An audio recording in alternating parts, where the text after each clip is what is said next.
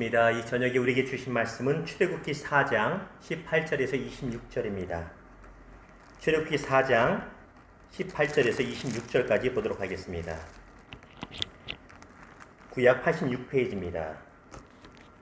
18절부터 26절, 여러분 영상으로 예배 드리시지만 같이 한 목소리로 읽으시면 감사하겠습니다. 같이 읽습니다. 모세가 그의 장인 이드로에게 돌아가서 그에게 이르되 내가 애굽에 있는 내 형제들에게로 돌아가서 그들이 아직 살아있는지 알아보려 하오니 나로 가게 하소서. 이드로가 모세에게 평안히 가라 하니라. 여호와께서 미디안에서 모세에게 이르시되 애굽으로 돌아가라. 내 목숨을 노리던 자가 다 죽었느니라. 모세가 그의 아내와 아들들을 나귀에 태우고 애굽으로 돌아가는데 모세가 하나님의 지팡이를 손에 잡았더라. 여호와께서 모세에게 이르시되 내가 애굽으로 돌아가거든 내가 내 손에 준 이적을 바로 앞에서 다 행하라.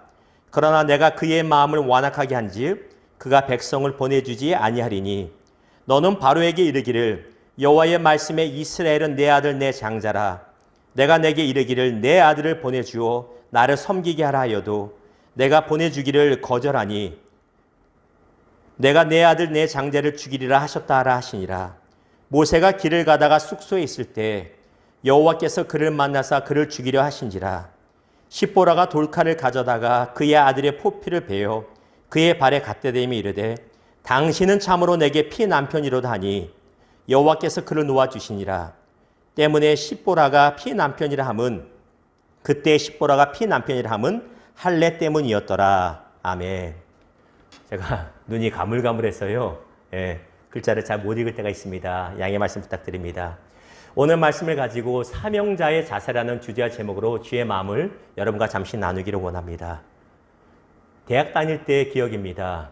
수업을 가르치는 교수님들마다 출석을 체크하는, 확인하는 방법이 많이 달랐던 것으로 기억이 됩니다. 어떤 교수님은 수업을 시작할 때 출석을 확인했고 어떤 교수님은 수업이 끝날 때 하셨고 또 어떤 교수님은 수업 중간에 출석을 확인하셨습니다. 수업을 시작할 때 출석을 체크하시는 수업에는 학생들이 거의 지각을 하지 않습니다. 왜? 잘못하면 점수가 깎이기 때문에. 반면에 수업이 끝날 때나 중간에 확인하신 수업에는 학생들이 적지 않게 지각을 많이 했습니다. 그 학생들의 목표는 딱 이겁니다. 어차피 확인만 하면 된다. 어차피 출석 확인만 하면 장땡이란 것입니다. 정말 장땡입니까? 그렇지가 않습니다. 결정적인 차이가 날 때가 있는데 언제냐면 시험 볼 때입니다. 쪽지 시험을 갑자기 수업 중간에 볼 때 늦게 들어온 학생들은 그 기회를 놓쳐서 점수를 받을 수가 없습니다. 또한 중간고사와 기말고사를 치를 때 수업에 충실하게 참석하지 않았던 학생들은 그 내용을 알지 못하기 때문에 높은 점수를 받을 수가 없다는 것입니다. 이런 모습은 우리 신앙에도 동일하게 적용이 됩니다. 어떤 분들은 이렇게 말을 합니다. 그냥 예수 믿고 천국만 가면 장땡 아닙니까? 구원받았으니 그냥 끝난 거 아닙니까? 뭘 더 우리가 더 해야 됩니까? 라고 하시는 분들이 적지 않게 있습니다. 정말 그럴까요? 그렇지 않다라고 성경 말합니다. 두 가지 이유가 있는데 하나는 정말 구원받을 만한 믿음은 행위로 증명이 된다는 것이고 두 번째는 마지막 때 예수님이 심판자로 오셨을 때 예수님 앞에서 우리가 상급에 관한 심판을 받게 되고 우리가 신앙생활한 모습에 따라 상급이 달라진다는 것입니다. 그러므로 모든 성도들은 구원받았다는 그 사실만으로 끝나는 것이 아니라 마지막 순간까지 신실하게 신앙생활을 해야 한다는 것입니다. 성경이 말합니다. 빌립보서 2장 12절입니다. 그러므로 나의 사랑하는 자들아 너희가 나 있을 때뿐 아니라 더욱 지금 나 없을 때에도 항상 복종하여 두렵고 떨림으로 너희 구원을 이루라. 아멘. 오늘 본문 말씀에는 하나님께 사명을 받은 모세가 이제 사명을 감당하러 비장한 마음으로 죽기를 각오하고 애굽으로 내려가는 모습이 나타나고 있습니다. 오늘 모습을 통해서 우리 주님은 저와 여러분 모두에게 사명자의 자세에 대해서 말해주고 있다는 것입니다. 세 가지를 나눌 것입니다. 근데 이 사명자의 자세를 구체적으로 나누기 전에 먼저 짚고 넘어야 될 부분이 있습니다. 무엇일까요? 목사님, 저는 목사가 아니라 사명자가 아닙니다. 저는 전도사가 아니라 선교사가 아니라 사명자가 아닌데요. 굳이 알아야 될까요? 여러분, 큰 착각입니다. 우리가 구원받았다고 장땡이 아니라고 말씀드렸지요. 우리는 하나님께서 목적을 가지고 창조하신 창조물입니다. 우리는 살면서 하나님의 영광을 위해서 살아야 되는 목적이 있습니다. 다시 말하면 구원받은 모든 성도가 다 사명자라는 것입니다. 목사할 거 없이, 집사 따질 거 없이 우리 모두에게 주시는 말씀인 것입니다. 자, 사명자의 자세 첫 번째는 이렇습니다. 먼저 사명자는 하나님의 지팡이를 손에 붙잡고 가야 한다는 것입니다. 무엇이요? 하나님의 지팡이를 붙잡아야 된다는 것입니다. 자, 말씀 20절 봅니다. 같이 읽습니다. 시작. 모세가 그의 아내와 아들들을 나귀에 태우고 애굽으로 돌아갔는데 모세가 하나님의 지팡이를 손에 잡았더라. 지금 모세의 손에 붙잡혀 있는 지팡이는 하나님께서 하늘로부터 내려오신 금빛 찬란한 지팡이가 전혀 아닙니다. 이 지팡이는 모세가 수십 년 동안 사용하던 닳고 다른 낡은 지팡이, 구부러진 지팡이, 볼품없는 지팡이입니다. 그런데 어떻게 성경은 하나님의 지팡이라고 말합니까? 볼품없는 지팡이지만 하나님의 능력이 임하니 그 지팡이가 더 이상 모세의 낡은 지팡이 아니라 하나님의 지팡이가 되었다는 사실입니다. 그런데 이 하나님의 지팡이가 의미하는 것은 더 깊은 의미가 있습니다. 바로 이 지팡이는 바로 모세를 상징하는 것입니다. 모세의 현재 모습은 나이가 많은 80세가 되어 아무 능력도 없고 어떻게 보면 치아도 100개 빠져서 발음도 새는 그런 능력이 없는 볼품없는 모습입니다.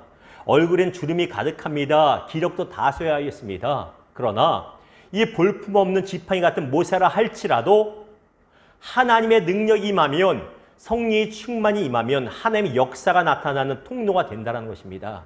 이 사실을 기억하시기를 주님의 이름으로 축원합니다. 왜 중요하냐면 바로 저와 여러분에게도 주시는 동일한 말씀이기 때문입니다. 세상과 비교해 볼 때 저와 여러분은 아무것도 아닌 존재일 수 있습니다. 그죠? 낡고 낡은 볼품 없는 지팡이일 수 있습니다. 나이도 많을 수 있고 학력이 약할 수도 있고 가진 게 없을 수도 있습니다. 그럼에도 불구하고 하나님의 능력이 임하면 하나님이 들어쓰시는 하나님의 지팡이가 된다는 것입니다. 그렇다면 우리가 어떻게 하나님의 지팡이가 될 수 있습니까? 여러 가지 방법은 없습니다. 단 한 가지 방법. 지름길이 없습니다. 단 한 가지 방법. 바로 기도입니다. 그냥 기도가 아니라 오랜 기도, 깊은 기도를 통해서만 우리가 하나님의 지팡이로 변모할 수 있다는 것입니다. 보십시오. 성경에 나오는 많은 위대한 믿음의 사람들, 베드로가 그랬고, 엘리야가 그랬고, 다윗이 그랬고, 모세가 그랬고, 바울이 그랬고, 우리가 잘 아는 조용기 목사님과 그 외 많은 목사님들도 그렇고, 어떤 주의 종들도 깊은 기도 없이, 오랜 기도 없이 하나님의 지팡이가 된 사람은 없다는 것입니다. 하루에 대충 3분도 기도하지 않고, 하루에 1시간도 기도하지 않고 하나님의 큰 지팡이가 될 수는 전혀 없다는 것입니다. 사랑하는 성도 여러분, 하나님의 영광과 하나님의 능력이 나타나는 지팡이와 도구가 되기 원하십니까? 그렇다면 기도하시기를 축원합니다. 오래 기도하시고 깊이 기도하셔서 더 이상 내 힘으로 하는 내 낡은 지팡이가 아니라 하나님의 지팡이로 아름다운 인생 살아가기를 주님의 이름으로 축원합니다. 두 번째로, 사명자는 어려움을 감당할 각오를 한다는 것입니다. 사명 앞에는 어려움이 많습니다. 사명을 통해서 우리의 삶을 통하여서 하나님의 영광을 돌리자면 그에 걸맞는 대가를 각오하고 대가 지불을 해야 한다는 것입니다. 자, 21절입니다. 여호와께서 모세에게 이르시되 내가 애굽으로 돌아가거든 내가 내 손에 준 이적을 바로 앞에서 다 행하라. 그러나 내가 그의 마음을 완악하게 한즉 그가 백성을 보내주지 아니하리니. 하나님이 모세에게 말씀하신 것은 이것입니다. 모세야, 네가 바로 앞에 가서 많은 이적을 행할 거야. 그러면 바로가 옳고 알겠습니다 하고 가십시오라고 하지 않을 것이다. 오히려 그의 마음이 완악하고 강팍해질 것이다. 그런 어려움 만날 것을 각오해라. 사명을 사는 사명자의 길을, 그 길 앞에 어려운 사람, 상상치 못한 일들이 있을 것을 각오해라. 그 어려움을 통과하는 대가를 지불하지 않고서는 하나님의 영광이 될 수 없다고 하나님은 미리 말씀하시는 것입니다. 사도행전 5장 41절이 이렇게 말합니다. 사도들은 그 이름을 위하여 능욕받는 일에 합당한 자로 여기심을 기뻐하면서 공의의 앞을 떠나니라. 사도들이 복음 전하니 대제사장과 사람들이 붙잡아다가 때리고 조롱하고 핍박합니다. 그러나 사도들은 오히려 기뻐합니다. 왜 그렇습니까? 본인들이 매를 맞고 조롱당하는 그 고난을 통하여 하나님의 영광이 나타나는 통로가 될 것을 알았기 때문입니다. 그렇기에 각오하고 마땅한 대가 지불을 하기로 결정했다는 것입니다. 사랑하는 성도 여러분, 우리가 신앙생활을 하는 것이 그리 녹록하지 않습니다. 우리 마음에는 하나님의 영광을 돌리고 싶고 우리 마음에는 하나님께서 나를 창조하신 목적대로 살고 싶지만 거저 그냥 되는 것이 아니라는 것입니다. 어려움과 난관이 있습니다. 그 어려움과 난관을 통과할 각오를 하시고 마땅한 대가 지불을 하심으로 하나님의 영광되는 인생 되기를, 아름다운 사명자 되시기를 주님의 이름으로 축원합니다. 마지막으로 사명자는 하나님을 기쁘시게 하는 것을 최우선으로 삼는다는 것입니다. 24절입니다. 모세가 길을 가다가 숙소에 있을 때 여호와께서 그를 만나사 그를 죽이려 하신지라. 참 난해한 구절입니다. 성경에는 몇 개의 난해한 구절이 있는데 이 구절도 그 난해의 구절 중에 하나입니다. 모세가 하나님께 받은 사명을 감당하러 가는 중입니다. 안 가는 거 아닙니다. 그런데 하나님이 모세가 잠시 숙소에 머물렀을 때 그를 죽이려고 하셨다고 합니다. 병이 걸려서 죽게 하시려고 했는지 아니면 천사를 짠하고 나타나서 칼로 쳐서 죽이려고 했는지 알 수는 없습니다만 분명한 것은 분명히 하나님이 모세를 죽이려고 하셨다는 것입니다. 너무 난해합니다. 이유가 무엇일까요? 자, 25절과 26절을 봅니다. 십보라가 돌칼을 가져다가 그의 아들의 포피를 베어 그의 발에 갖다 대며 이르되 당신은 참으로 내게 피 남편이로다 하니 여호와께서 그를 놓아 주시니라. 그때 십보라가 피 남편이라 함은 할례 때문이었더라. 아멘. 자, 배경이 이렇습니다. 하나님께서 애굽으로 가기 전에 할례를 받으라고, 너는 받았으니 너의 아들들도 할례를 주라고 분명히 명령하셨습니다. 할례가 무엇입니까? 남성들이 이 시대에 받는 수술이기도 하지만 과거 하나님과 아브라함이 언약을 맺을 때 이 할례는 내가 너를 택했고 너의 후손들이 나의 백성이 된다는 거룩한 징표로 주신 것입니다. 이에 유대인이라면 마땅히, 유대인 남자라면 마땅히 받아야 되는 것이 바로 이 할례 의식입니다. 거룩한 사명을 감당하기 전에 하나님은 모세에게 온 남자들에게 할례를 행하라고 하셨습니다. 그런데 이 사실을 안 모세의 아내인 십보라가 반대하는 것입니다. 당신이 생각해 보세요. 애굽으로 가는 길이 얼마나 힘들고 거친 길인데 할례 받으면 제대로 걷지도 못하고 하는데 안 됩니다. 게다가 우리 아들 연약해서 마취약도 없는데 당시에 생칼로 아들의 살을 자르면 아들 죽을 수도 있습니다. 아들 아파하고 두유합니다. 절대로 나는 허용 못합니다. 십보라고 극구 반대한 것입니다. 모세는 결정해야 했습니다. 하나님을 기쁘게 할 것인가 아내를 기쁘게 할 것인가 우왕장하다가 그냥 아내 의견에 따라버렸습니다. 그 결과 하나님이 너 안 되겠다 모세야. 그 정도 각오로 너 할 수 없다고 모세를 죽이시려고 했다는 것입니다. 이 사실을 깨달은 십보라가 부랴부랴 아들의 할례를 취함으로써 모세가 다시 사명을 감당할 수 있게 됩니다. 한마디로 말하면 모세는 하나님을 기쁘시게 하는 것이 최우선으로 삼지 않았다는 것입니다. 사랑하는 성도 여러분, 사명자는 다시 말씀드려요. 사명자가 꼭 목사나 전도사나 선교사만이 아니라 모든 성도는 사명자라고 말씀드렸습니다. 우리 삶의 최우선 순위는 하나님을 기쁘시게 하는 것임을 기억하시기를 주님의 이름으로 축원합니다. 예전에 개척을 처음 했을 때 한 젊은 성도님이, 여자 성도인 가정이 있었습니다. 이 아이와 엄마만 나오는데 교회를 계속해서 빠지십니다. 그래서 찾아가 봤습니다. 신방을 갔는데 이런 이야기를 합니다. 남편하고 주중에는 다툼이 많아서 참 괴로운데 주말에는 그래도 사이가 좋다는 겁니다. 그래서 주중에는 사이가 안 좋으니 주말만이라도 남편과 사이가 좋으려고 남편을 기쁘게 하려고 여행을 다녀서 교회를 못 나오겠다는 겁니다. 여러분 생각해 보십시오. 남편과 사이가 좋은 거 좋은 겁니다.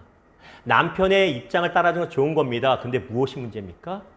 하나님보다 남편에게 끌려가는 게 문제라는 것입니다. 하나님을 기쁘게 하는 것이 최우선순위가 아닌 것이 그 가정의 가장 큰 문제였다는 것입니다. 사랑하는 성도 여러분, 주 예수보다 귀한 것은 없다고 우리가 고백합니다. 우리 입술의 고백뿐만이 아니라 진정한 마음의 고백될 수 있기를 주님의 이름으로 축원합니다. 말씀을 맺겠습니다. 달라스에 보면, 텍사스 달라스에 보면 달라스 신학교라는 유명한 신학교가 있습니다. 그 신학교에 3대 총장이었던 돈 캠벨 박사님이 본인의 이야기를 이렇게 말합니다. 어느 날 본인 바로 옆집에 사는 5살짜리 아이가 자전거를 타고 놀았는지 밖에서 놀다가 집 앞에 놀다가 갑자기 달려온 차에 쳐서 교통사고를 당하게 됩니다. 급히 병원을 실려가서 수술을 받게 되는데 너무 감사하게도 생명에는 전혀 지장이 없고 몇 군데 부러져서 그냥 깁스만 할 정도였습니다. 그래도 시간이 지나고 이제 아이가 눈을 뜹니다. 아이가 눈을 떴는데 이 5살짜리 아이가 엄마에게 이렇게 말합니다. 엄마, 나 아직 안 죽었네요. 그런데 내가 죽지 않고 살아있는 이유를 저는 알아요. 라고 말합니다. 너무 철학적인 이야기죠. 아이 엄마가 깜짝 놀라서 그래 아이야 그 이유가 무엇인 것 같으니 그렇게 물어보니 아이가 이렇게 대답합니다. 엄마, 내가 내 삶에서 살아있는 이유, 죽지 않고 아직 살아있는 이유는 하나님께 더 영광을 아직 돌리지 못했기 때문에 살려주신 거예요. 라고 말했다고 합니다. 놀랍지 않습니까? 15살도 아니고 50살도 아니고 5살밖에 되지 않은 아이, 우리 하율이나 은지 정도 돼, 은호? 이 정도 나이밖에 되지 않았는데 무엇을 압니까? 하나님께서 자신을 목적을 가지고 창조하신 것을 깨닫고 있고 자신은 하나님의 영광을 돌리는 삶을 사는 사명자라는 것을 깨닫고 있다는 것입니다. 여러분은 어떻습니까?